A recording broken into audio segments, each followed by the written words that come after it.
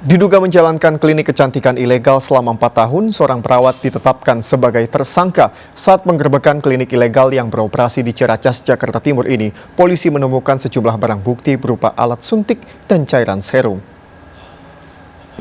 Alias Y.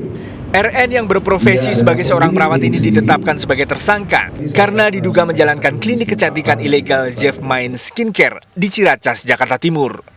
Penggerbekan klinik kecantikan ini setelah adanya laporan 2 pelanggan yang mengalami bengkak pada bagian bibir dan payudara pasca menjalani tindakan medis di klinik milik RN. Klinik kecantikan yang dioperasikan RN sejak tahun 2017 ini tidak terdaftar. RN juga tidak memiliki ijazah seorang dokter. Padahal, kliniknya melayani tindakan medis yang seharusnya hanya dilakukan oleh seorang dokter spesialis.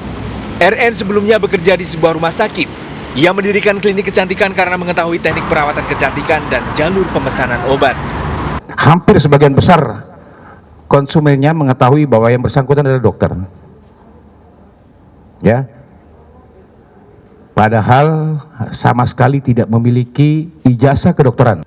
Pernah bekerja di salah satu dokter atau rumah sakit sebagai perawat untuk kecantikan.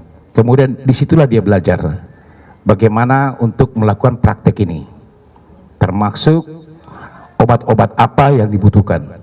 Tindakan-tindakan medis yang dia lakukan adalah pertama, dia juga melakukan suntik, injeksi botok, juga injeksi filler dan tanam benang. Tindakan yang dilakukan ini betul merupakan tindakan medis invasif. Jadi ini tidak boleh dilakukan bahkan oleh dokter yang tidak terlatih pun tidak boleh. Apalagi orang non kesehatan, itu sangat tidak boleh karena resikonya sangat luar biasa sekali. Selama beroperasi, klinik kecantikan yang dijalankan RN gencar beroperasi melalui media sosial.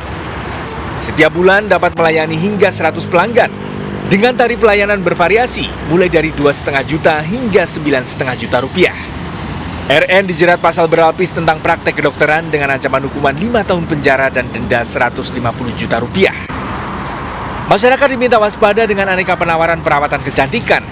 Selalu perhatikan legalitas klinik untuk menghindari resiko terjadinya malapraktek. Dari Jakarta, Nadia Valeri, Agus Dwi Prasetyo, dan Yudi Permana melaporkan.